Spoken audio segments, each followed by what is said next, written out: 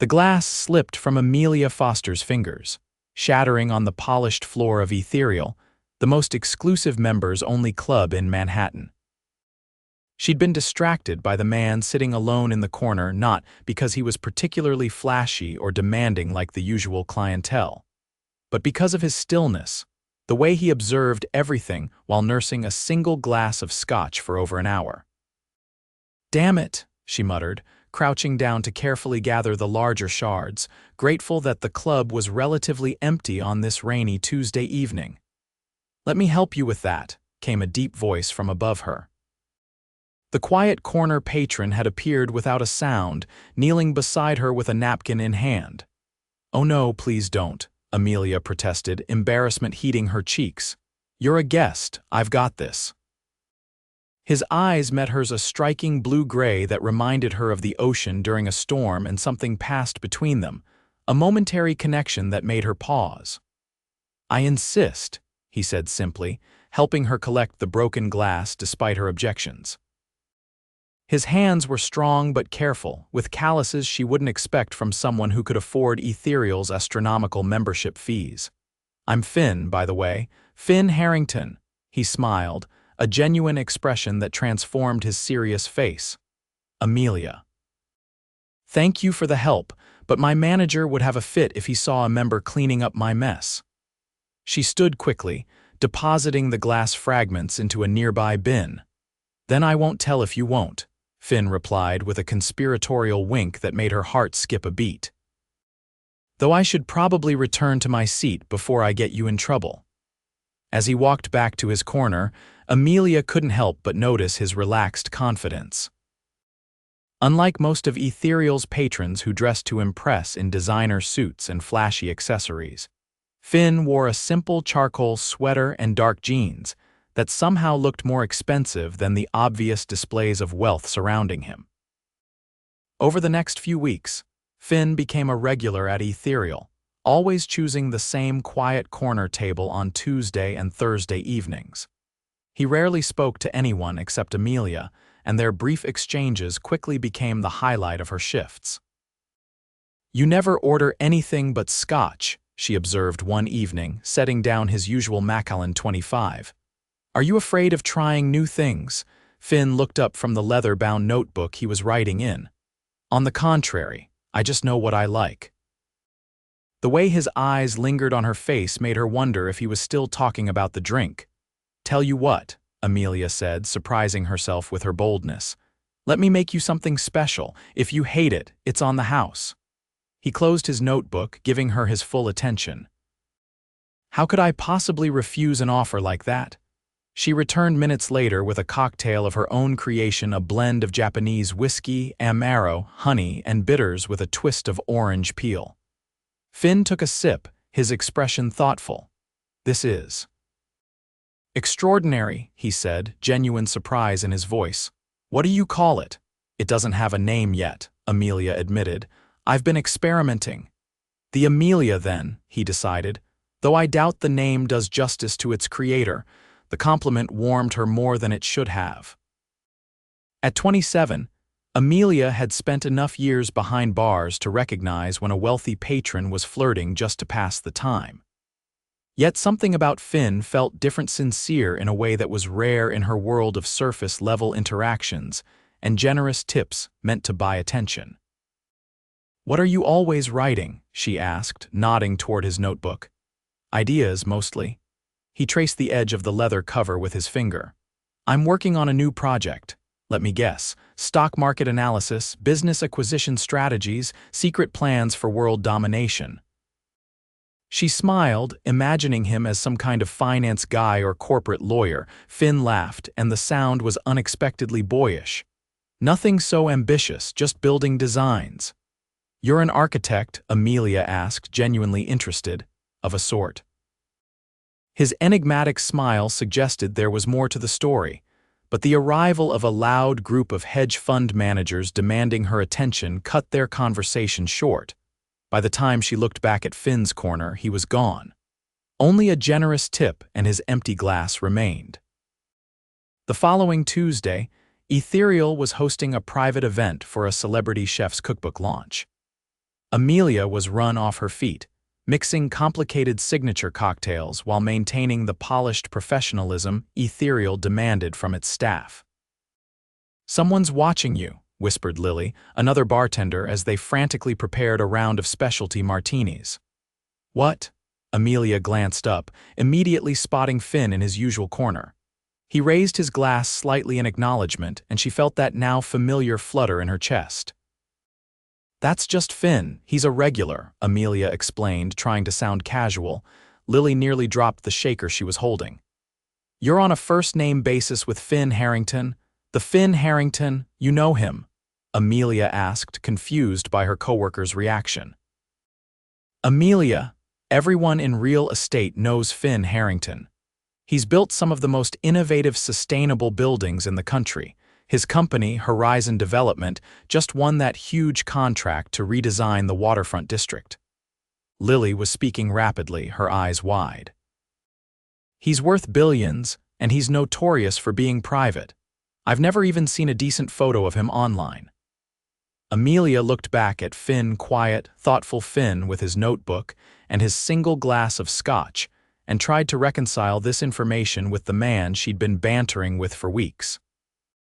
A billionaire developer. It seemed impossible, yet it explained the quiet authority he carried and why he described himself as an architect of a sort.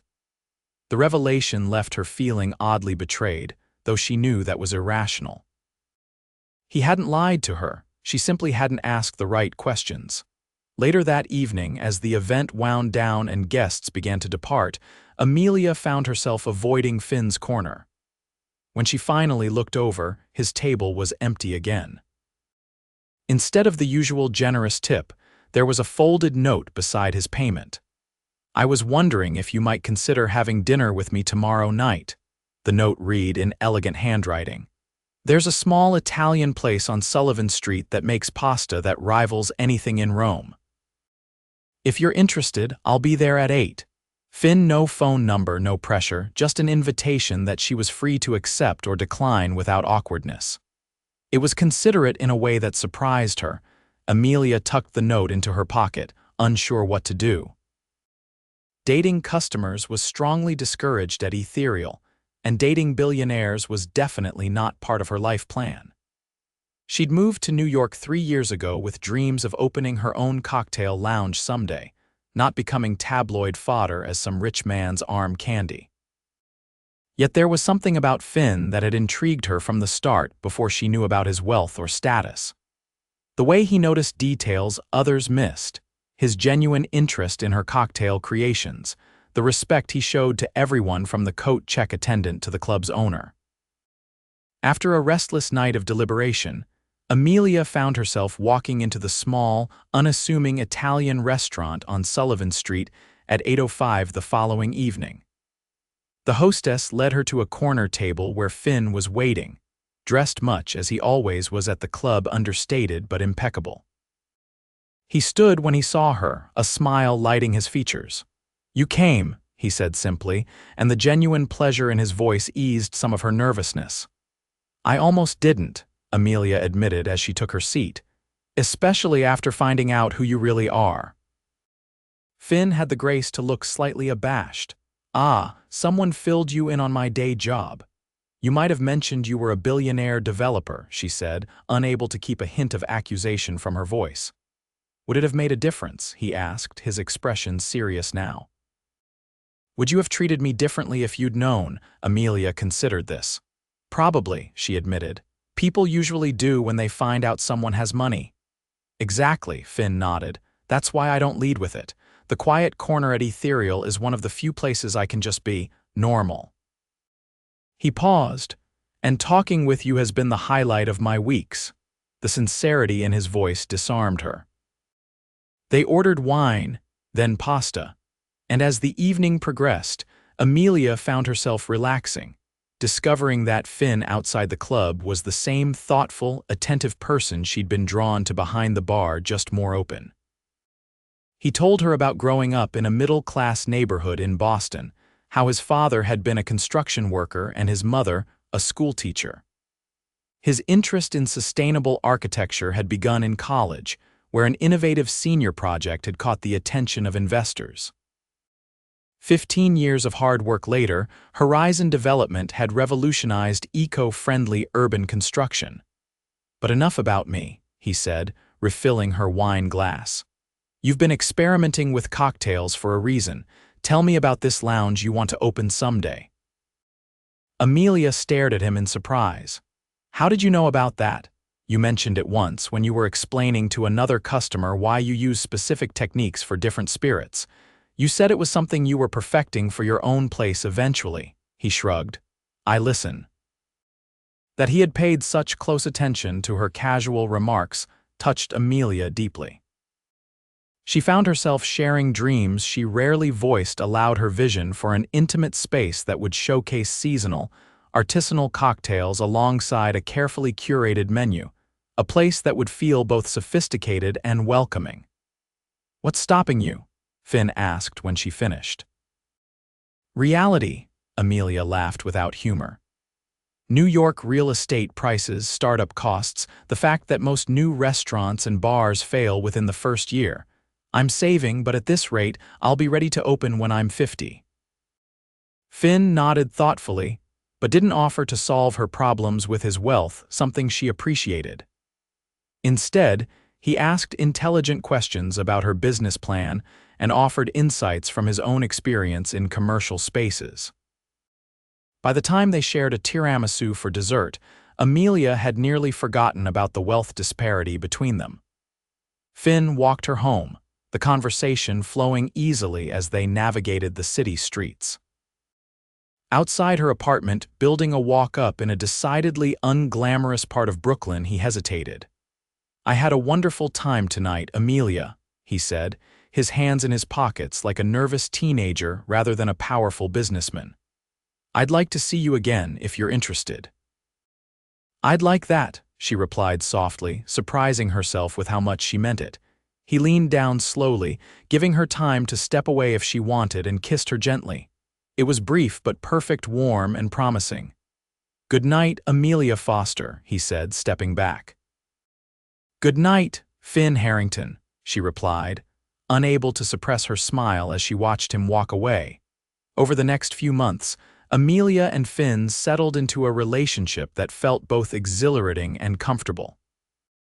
He continued to visit Ethereal on her shifts, still preferring his quiet corner, but now his eyes followed her with undisguised affection. On her days off, they explored the city together: art galleries in Chelsea, hidden jazz clubs in the Village, botanical gardens in the Bronx. To Amelia's relief, Finn never tried to impress her with extravagant displays of wealth. Their dates were thoughtful rather than flashy, though she couldn't help noticing that doors seemed to magically open for them at supposedly impossible-to-book restaurants, and museum curators appeared out of nowhere to offer private insights into exhibits. The first time he invited her to his home, a penthouse overlooking Central Park, Amelia had been prepared to feel intimidated. Instead, she found the space surprisingly warm and personal, filled with books, architectural models, and artwork from emerging artists he supported. Floor-to-ceiling windows showcased spectacular views, but the apartment itself was designed for comfort rather than showing off. "This is beautiful," she said, running her fingers along a bookshelf made from reclaimed wood. "Did you design it yourself?" "Most of it," Finn admitted, watching her explore with evident pleasure. "It's one of my few indulgences. I wanted a space that felt like home, not a showpiece." That night, when they made love for the first time, Amelia discovered that Finn approached intimacy with the same attentive care he showed in every other aspect of their relationship: observant, responsive, and genuinely focused on her pleasure. Afterward, lying in his arms as the city lights twinkled beyond the windows, she felt a depth of connection that both thrilled and terrified her. "What are you thinking?" he asked, his fingers tracing patterns on her bare shoulder. "That this feels too good to be true," she answered honestly. "The billionaire and the bartender, it's like a movie nobody would believe." Finn shifted to look into her eyes. "Is that how you see us, a cliché?" "No," she said quickly. "It's just Your world is so different from mine, I can't help wondering when reality will set in. My world is wherever you are, he said simply. The rest is just circumstance. Money can build beautiful spaces, Amelia, but it can't create what matters most. She wanted desperately to believe him, but doubts lingered. How could someone like Finn, who moved through the highest echelons of society and business, truly be content with someone like her? She kept these fears to herself, unwilling to introduce shadows into the brightness they had found together. As summer turned to fall, however, those shadows found them anyway. A photograph appeared in a gossip column, Finn and Amelia leaving a restaurant, his hand protectively at the small of her back. The caption speculated crudely about what attracted a billionaire to an ordinary bartender, implying the usual assumptions about such relationships. Amelia saw it during her break at Ethereal when a customer left the tabloid behind. The words stung more than she wanted to admit. "Ignore that trash," Lily advised, noticing her distress. "They're just jealous." But the article marked a turning point. Suddenly, Amelia noticed whispers and stares when she and Finn were out together. Waiters who had previously treated her with professional courtesy now seemed either obsequious or dismissive, depending on whether they saw her as a route to Finn's wealth or a temporary diversion. Worse were the business associates and social acquaintances who began to appear when they were together, people who spoke around Amelia rather than to her, or who asked Finn questions about his friend as if she weren't standing right beside him. Finn handled these situations with firm grace, consistently introducing Amelia as his partner and steering conversations to include her. He seemed unbothered by the attention, having lived with wealth and its complications for years. For Amelia, though, the scrutiny was new and deeply uncomfortable. She began declining invitations to certain events, making excuses about work schedules when Finn wanted to take her to industry functions. She told herself she was protecting their privacy, but in truth, she was protecting her heart from the growing fear that they were fooling themselves about bridging their different worlds. The tension came to a head on a rainy November evening. Finn had invited Amelia to an important charity gala where Horizon Development was announcing a major initiative to build affordable, eco-friendly housing in underserved neighborhoods. It was a project he'd been working on for years, one that perfectly aligned his business acumen with his social conscience, and he wanted her by his side. "I can't go," Amelia said when he called to confirm the car service time. "I picked up an extra shift at Ethereal." There was a pause on the other end of the line. "This is the third event you've skipped in 2 weeks, Finn said carefully. "What's really going on, Amelia?" "Nothing," she insisted. "We're just short-staffed and I could use the money. If you need money, don't," she cut him off sharply. "Don't offer to solve my problems with your checkbook. That's not what I want from you." "I know that," he replied, his voice tight with controlled frustration. "I've never thought that's what you wanted, but something is wrong and you're not talking to me about it." The dam broke. "What's wrong is that I don't belong in your world, Finn. I'm tired of being the curiosity, the bartender who somehow caught the billionaire's eye. I'm tired of people wondering what my angle is, what I'm trying to get from you. I'm tired of feeling like I have to prove I'm worthy of being with you." "No one who matters thinks that," Finn argued, "and I've never asked you to prove anything. You don't have to ask. It's just this invisible standard I can never meet. Tonight, for example, I don't have anything appropriate to wear to your fancy gala. I'd have to spend 2 months' rent on a dress just to not embarrass you." "You could never embarrass me," Finn said, his voice softening, "and I don't care what you wear. But everyone else does," Amelia exclaimed, tears of frustration threatening. "And someday you will too." That's how these stories always end, Finn. The novelty wears off and the billionaire realizes he should be with someone who understands his world, someone who— "Stop," he interrupted firmly. "Just stop. I'm coming over." Before she could protest, he had hung up. 30 minutes later, despite the pouring rain, Finn was at her door, soaked through and looking more disheveled than she'd ever seen him. Did you walk here? She asked incredulously, pulling him inside. The car was taking too long, he said simply, water dripping onto her worn hardwood floor.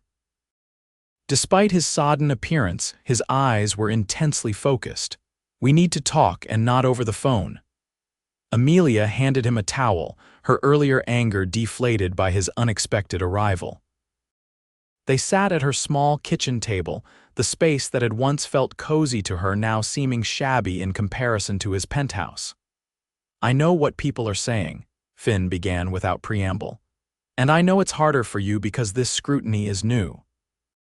But Amelia, I've been judged and measured by people my entire adult life for my ideas, my success, my failures, my choices. I learned long ago not to base my happiness on others' opinions. That's easy to say when you're the one with the power, she countered. Is it? He leaned forward. Do you think it's easy watching someone I love doubt herself because of superficial judgments? Do you think it's easy seeing you pull away because you've decided our story has a predetermined ending? Amelia caught her breath at his casual use of the word love, which neither of them had voiced yet. I don't care about impressing society or fitting some mold, Finn continued. Before I met you, I had success and comfort and purpose, but I was lonely in ways I didn't even recognize until I wasn't anymore. You changed that. Not because you're a bartender or despite it, but because you're passionate, creative, genuinely interested in people, unimpressed by facades. He reached across the table for her hand. I fell for you watching you work, seeing how you connect with people, how seriously you take your craft. I fell for your dreams and your determination to achieve them on your own terms. Why would I ever want you to become someone else? Amelia's eyes filled with tears. I'm afraid, she admitted, afraid that this can't last, that our differences will eventually matter more than what we share. They won't, he said with quiet certainty, not if we don't let them. He paused, then reached into his pocket and pulled out a small, damp velvet box. This isn't how I planned to do this, but maybe it's better this way, just us. No audience, nothing fancy. Amelia's heart hammered as he opened the box to reveal a ring with a single perfect diamond in a deceptively simple setting. I was going to ask you tonight, after the gala, Finn explained. But I think we need this now, this commitment to choosing each other every day, regardless of what anyone else thinks. He took a deep breath. Amelia Foster, I love you. Will you marry me? Time seemed to stop, as Amelia looked at the man before her, still damp from the rain, his usual composure replaced by vulnerable hope. In that moment, she saw past the billionaire label to the person she'd fallen for, the thoughtful man who noticed details, who listened when she spoke, who respected her dreams as much as his own. Yes, she whispered, then more confidently, yes, I'll marry you. As he slipped the ring onto her finger, Amelia realized it wasn't a traditional engagement diamond at all, but a sustainable lab-grown stone set in recycled gold, exactly what she would have chosen for herself, reflecting both her values and his. How did you know? She asked, admiring the way it caught the light. I pay attention, he said simply, echoing his words from their first date. And I know you wouldn't want something that caused environmental harm, no matter how traditional. They didn't make it to the gala that night. Instead, they stayed in her small apartment, talking for hours about their fears and hopes, making plans not just for a wedding but for a life that would honor both their worlds. By spring, those plans were taking shape. Amelia had given notice at Ethereal, and with Finn's encouragement but not his financial backing. At her insistence, she had secured a small business loan and found a space for her cocktail lounge in a developing area of Brooklyn. The location wasn't coincidental. It was part of the neighborhood revitalization project Horizon Development had announced at the gala she'd missed, but Finn had been careful to maintain professional separation. He had connected her with potential investors who believed in her concept, but the business was entirely hers. What do you think? Amelia asked, spinning slowly in the dusty, empty space that would soon become Essence, her dream made manifest. I think it's perfect, Finn said, watching her with evident pride, "and I think you're going to be extraordinary in it." "We need to talk about the bar design," she said, pulling out her sketches. "I'm thinking reclaimed wood like your bookshelf, but with copper accents to warm it up." "I know someone who works with salvaged materials from historical buildings," Finn offered. "No pressure to use them, but I could make an introduction." This was their new balance, Finn offering connections and knowledge when helpful, but always respecting that this was Amelia's vision to execute. Similarly, she had become more comfortable in his world, accompanying him to important events and speaking confidently with his business associates about her own entrepreneurial journey. The gossip columns still occasionally mentioned them, but with less sensationalism now. Their narrative had shifted from billionaire and bartender to a partnership of two driven individuals pursuing complementary paths. They were married that summer in a ceremony that reflected their blended worlds, intimate but beautiful, held in the botanical garden they had explored on one of their early dates. Lily from Ethereal stood beside Amelia as her maid of honor, while Finn's business partner and oldest friend, Alexander, served as best man.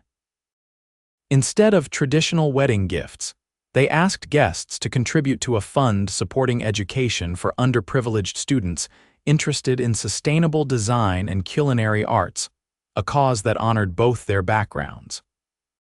6 months later, on a crisp fall evening, Finn sat in the corner of Essence, not hiding now, but proudly watching as Amelia moved behind her own bar, serving her signature cocktails to an appreciative crowd at the lounge's soft opening. The space had come together exactly as she'd envisioned, with warm lighting, comfortable seating, and a bar that served as both functional workspace and artistic focal point. "What do you think of this one?" Amelia asked, placing a new creation in front of him, an amber concoction garnished with a twist of orange peel, reminiscent of the first drink she'd made him at Ethereal. Finn took a sip, closing his eyes to savor the complex flavors. "Extraordinary," he pronounced, echoing his words from that night over a year ago. "What's this one called?" "The Cornerstone," she said with a smile. "For the quiet man in the corner who changed everything." Finn reached across the bar to take her hand, his thumb brushing over her wedding ring. "To corners," he toasted, raising his glass. "And to the unexpected views they provide," Amelia finished, touching her glass to his. Later that night, after the last guests had departed and they were closing up together a routine they'd established, with Finn helping her shut down the bar regardless of how early he needed to be at his office the next morning, Amelia felt a wave of contentment wash over her. "Happy?" Finn asked, noticing her expression as he stacked chairs. "Beyond happy," she confirmed. "I was just thinking about that night when I dropped the glass and you came to help me pick up the pieces." She laughed softly. "If someone had told me then that the quiet guy in the corner would become my husband, and that I'd be standing in my own bar a year later, I would have thought they were crazy." "Sometimes the best stories are the ones we never see coming," Finn said, pulling her into his arms. "And ours is just getting started." As they locked up and walked home hand in hand through the Brooklyn streets, Amelia reflected that their different backgrounds hadn't disappeared. They were still very much the bartender and the billionaire in many ways. But those labels had become just one part of their shared story, not its defining feature. What mattered more was what they had built together. A partnership based on mutual respect, genuine connection, and the courage to create a world of their own making, regardless of expectations or conventions. It wasn't always easy navigating their differences, but it was always worth it, because in each other they had found something money couldn't buy, and status couldn't enhance a love that felt like coming home, wherever they happened to be.